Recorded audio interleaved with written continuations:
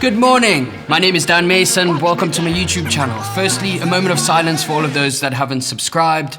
To go over and subscribe. Smack that subscribe button and make sure to turn that notifications bell on.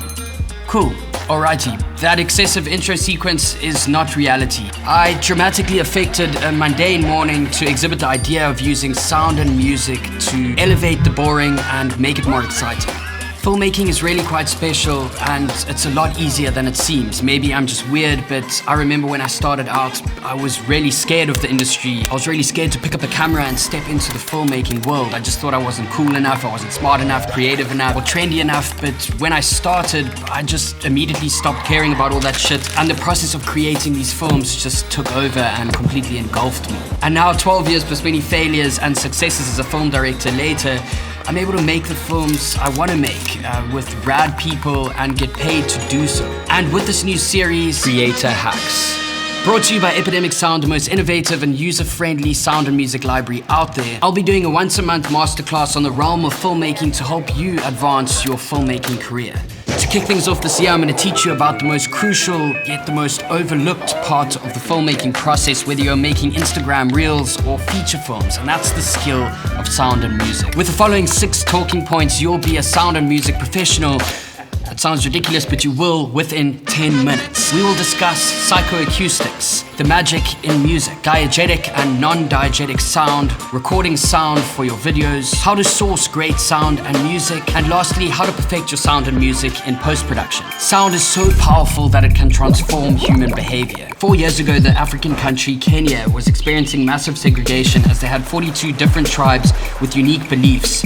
So myself and a group of creators flew to every tribe to record natural sounds from their ceremonies and compiled them into a rhythmic new age anthem for Kenya. This soundtrack united the tribes within Kenya because no matter what your belief or language, music emotionally evokes connection globally. We can all feel it, but we can't communicate it with dialogue. I've made many films that use sound and music as the vehicle to drive the story, and that is why I'm super excited to jump into this session with you. Number 1, psychoacoustics. This is the scientific study of sound perception and audiology, how humans perceive various sounds, studying the psychological responses associated with sound, including noise, speech, and music. And to showcase the importance of sound and music, I've put together something really funny, just to visually showcase how different a scene can be perceived related to the sound or music you attach to it. Just look at what happens when I take the scene from Fight Club and utilize the soundtrack from Footloose.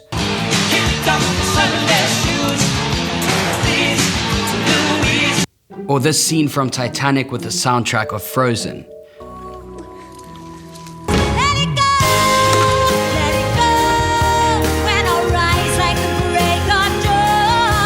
This comedic scene in The Hangover with the soundtrack from Dead Silence. Now, there's 2 ways to use a stun gun. Up close and personal. Or you can shoot it from a distance. Yeah. A dramatic love scene in The Notebook with the soundtrack from Jaws.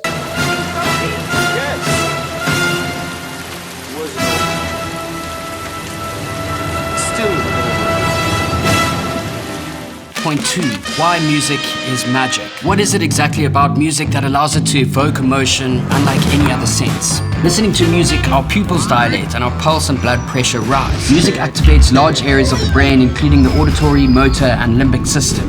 Researchers have demonstrated that music actually triggers the brain to release dopamine, the feel-good chemical, into parts of the brain that have been associated with the response to pleasurable stimuli. You could almost say that music is the completely natural drug of happiness. Hearing an old song can take you back decades in the blink of an eye, almost like a time machine.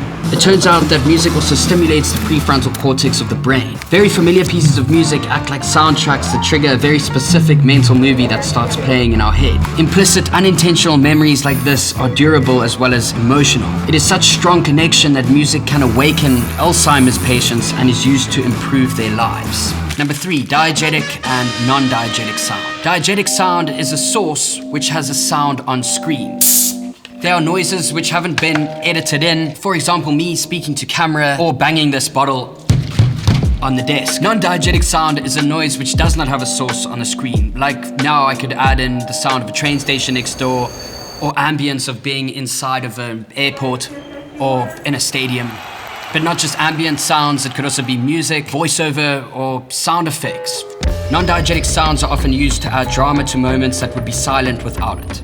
Therefore, diegetic sounds are super important to capture while shooting. Quality is super important here, and I have a few tricks and tips to be able to record great quality sound on the cheap. Number 4, recording sound for your videos. Sounds and dialogue must perfectly sync with the actions in a film without delay and must sound the way they look. If a sound doesn't quite match the action on screen, the action itself isn't nearly as believable. One way to achieve believable, high-quality sounds is to use original clips rather than relying solely on sound libraries for sound effects. When recording sound, make sure to first identify any problems. Testing. How much echo is in your room? I like to clap and find out where the echo is coming from.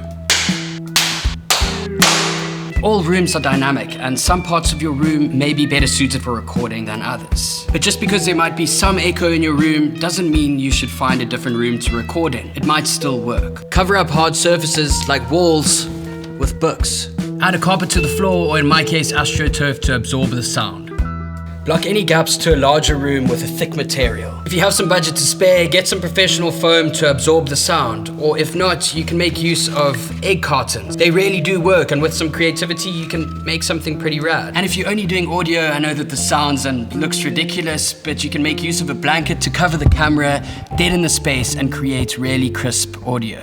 The truth is that the quality of your audio is greatly determined on the type of microphone you use. For recording high quality audio is to choose the right microphone. Most people make the mistake of relying solely on the built-in microphone on their camera, but I would suggest you invest in an external microphone like one of the following, dependent on the kind of film you want to make.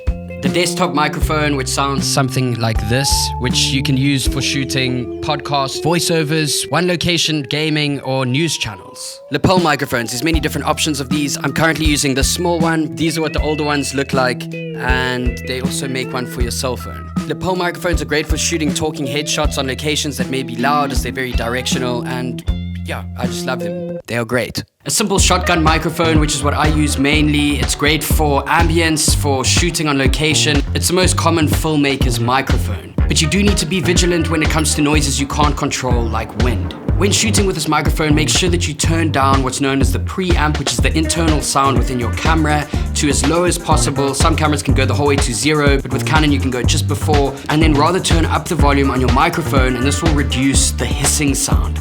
Another thing to add to your kit is a set of headphones to make sure you can listen to the sound before you record it. If you don't have a set of headphones, make sure that your levels on your camera aren't clipping above 0. This is indicated by moving into the red. And lastly, something a little bit more professional, which is an external recorder, which sounds something like this. This piece of gear is a little bit more professional. It's for recording multiple channels of audio portably. And then one last tip is when you're on location, make sure you roll on what's called a buzz track. That's just 30 seconds or a minute of dead silence. This will really help you when blending clips of audio. The next thing we need to consider in any room is the source of noises. For instance, take a look around your office space and try and identify anything that's making a noise. There are plenty of things in a room that generate noise. Here are some common noisemakers around the office environment. Servers, a banging window, fans, and lights. There's not really a lot you can do for fans or lights other than turn them off, and most people can't control their thermostat. Remember that it's far easier to remove noises in post when there is a consistent sound, so if you can't turn something off, make sure it's on the whole way through the recording. The other source of noise is exterior. Weather conditions, traffic, noisy co-workers, or a loud office space. If you can't enforce a way to make them stop, like silence!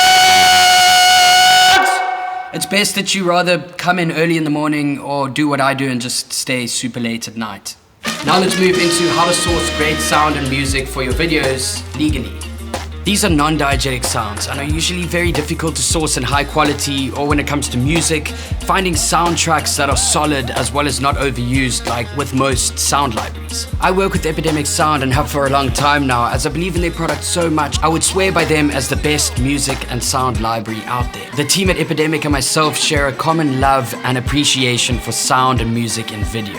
Actually, before I continue, if you don't own an Epidemic Sound account yet, you can go to the top link in my description and get yourself an account right now.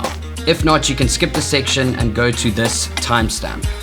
Cool, so the main thing I absolutely love about Epidemic is not just their efficient interface, but through the emotive music made by real musicians, and furthermore is the ability to edit their artists' tracks with the use of stems, as I as a filmmaker can craft a track that feels unique. I make use of Premiere Pro, but the same process or formula can be used for any editing software. Once you've downloaded all your stems, pull them right to the beginning of your timeline so that you get a timestamp mark. From here, all the stems will slot into place perfectly timed. Then what I like to do is just listen to the dialogue as well as look at the visuals, and then slowly craft it, pulling back on the melody or pushing in the bass or pulling back on the percussion. You can make it work for whatever film you're making. Then when it comes to the sound library, it's packed with all kinds of sound. Again, if you support me, go over and support Epidemic Sound, linked below. Then lastly, perfecting your sound in post. Okay, I'm gonna make use of Premiere Pro to show you the quickest way to improve your audio. Pull in adaptive noise reduction as well as parametric equalizer. You don't need to touch the noise reduction, you can just leave it as is. Click the parametric equalizer where we can do some simple fine tunings. Pull the L on the far left side slightly up, around +20 master gain. Then for the midtones here on number 3, we'll drag it down ever so slightly, and then for the high tones on the right hand side, just drag it up here slightly, and not as much as the low end on the left hand side. The correct levels depend on the exact audio file you are using, but the lines should look more or less like this. Most importantly, use your ears and play it back a few times until it sounds just right. That's the quickest way to improve your audio in Premiere Pro. And that's it for today's Creator Hacks. Please send through any questions or suggestions that you would like me to cover in the episodes to come. Also, please comment below if there was something that you just didn't understand and would like me to explain it again in writing. Thank you so much for all your support, and I'm just so excited about this year ahead together. And remember to like this video, turn on your notifications bell, subscribe so that you don't miss next week's video. Other than that, don't forget, you're awesome, brew, and I'll see you next week.